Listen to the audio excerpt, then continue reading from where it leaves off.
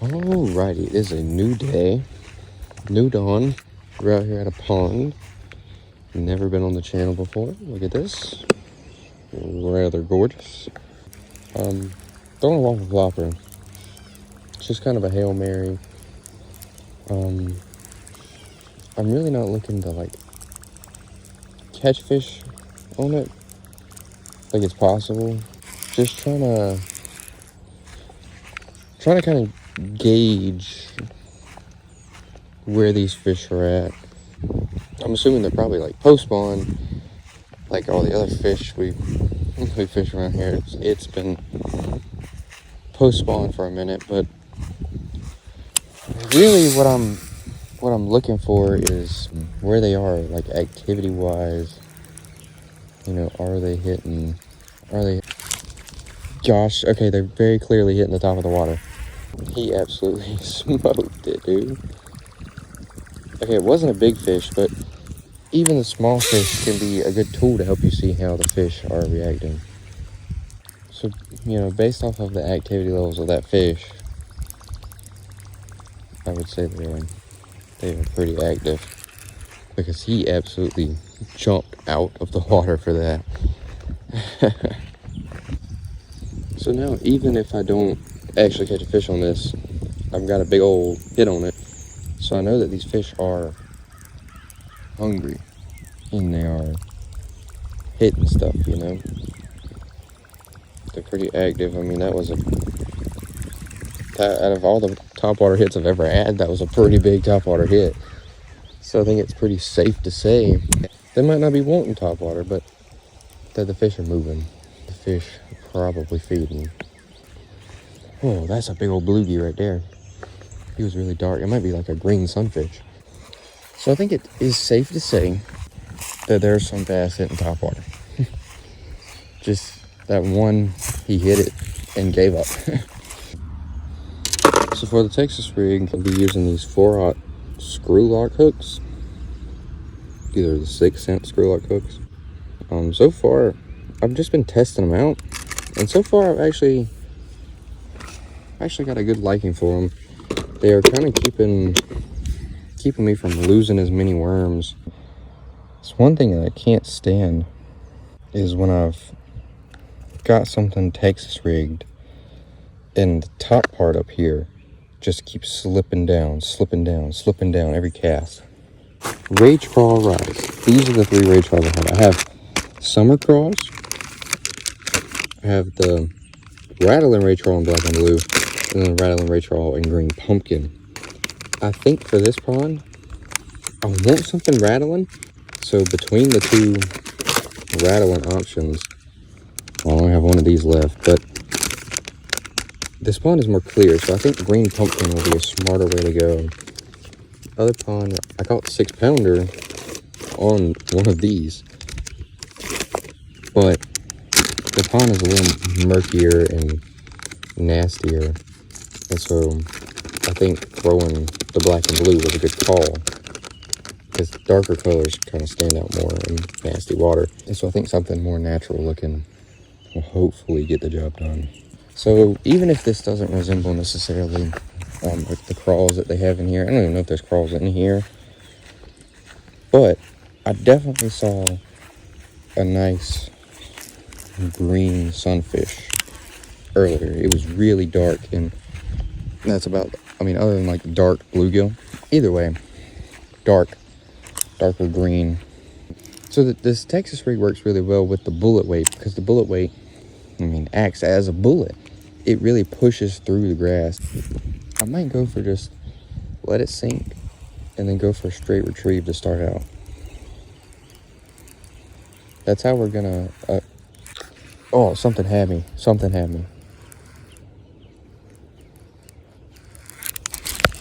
Oh, dude, something had me again.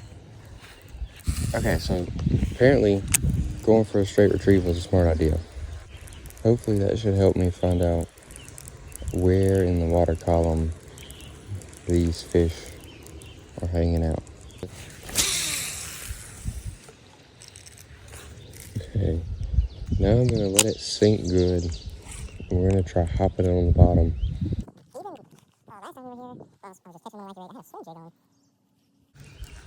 Oh, something's hitting me already, dude. What the heck?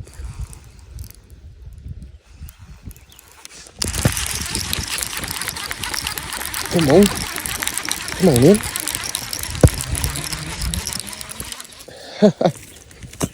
Uh-oh, uh-oh, uh-oh. Hey, hey, hey.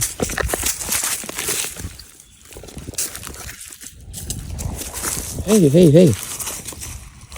It's all right, little buddy. Thought it was an ant bed for a second, so I just like tossed him. Look at that.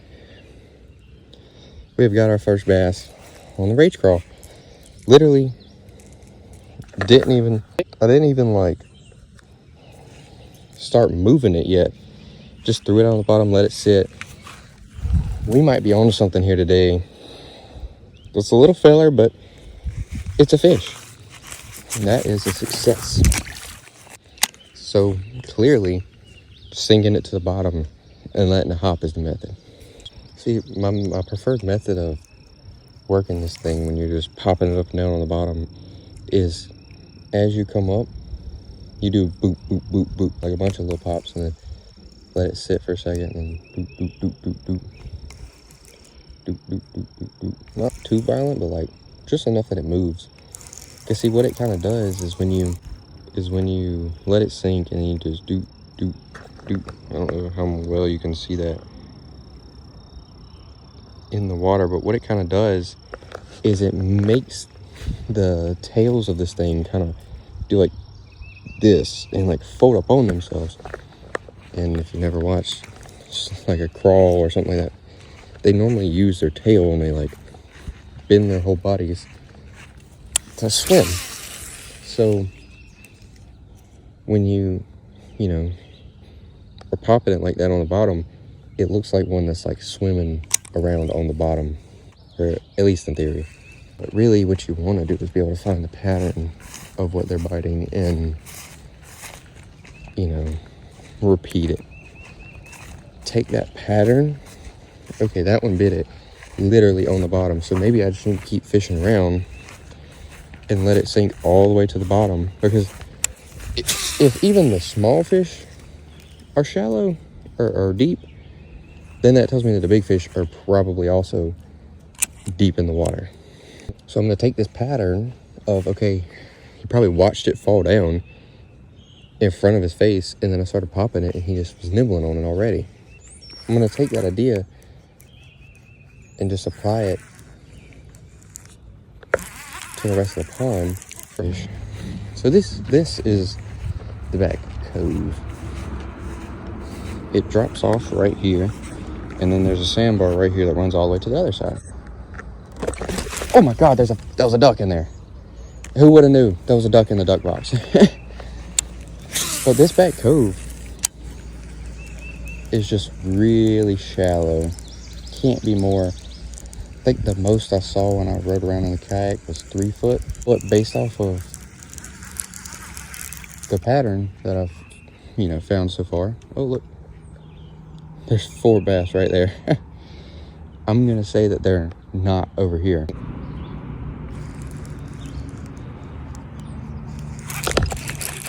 Come on. See? Just... Oh, he came off. Either way, point has been proved. Okay, but the pattern is most definitely working out. The pattern that I've made, they're on the bottom, biting on the bottom. That guy was sitting down there. So that's what I'm going to be fishing for the rest of the day. I'll be fishing the bottom. That is the one thing about this pond, is when you're fishing something that's not really heavy, it can be a little more difficult to get out there, because, well, like right here, right from like that, the sandbar starts to the end of, to like maybe here, it drops off pretty good. The rest of this bank is just slow. That whole bank is pretty slow. That whole side over there is just shallow. Really, the deepest you can get is right here in that bank over there. Of course, out of the 2 fish that I've had on, that's the 2 spots where it's been. Now, like, it still does drop off pretty good. and you can definitely catch them. You can definitely get out there deep enough from this bank over here. You're not going to be working it. Like when it gets deeper faster, you can work it in deeper water longer. You know, it's, even once I've reeled it up a good bit, it's still out there deep because the water drops off pretty good. But over there on that bank, it doesn't drop off as good.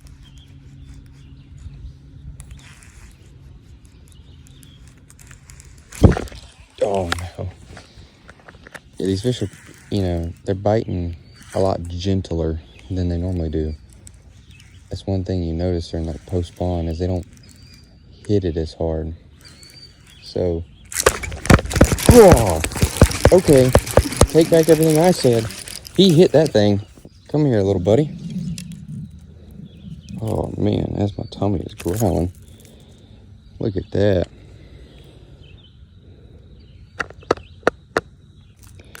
Look at that hook right deep in there. That is a nice little bass, a nice little chunker. Absolute gorgeous colors. I mean, just look at that.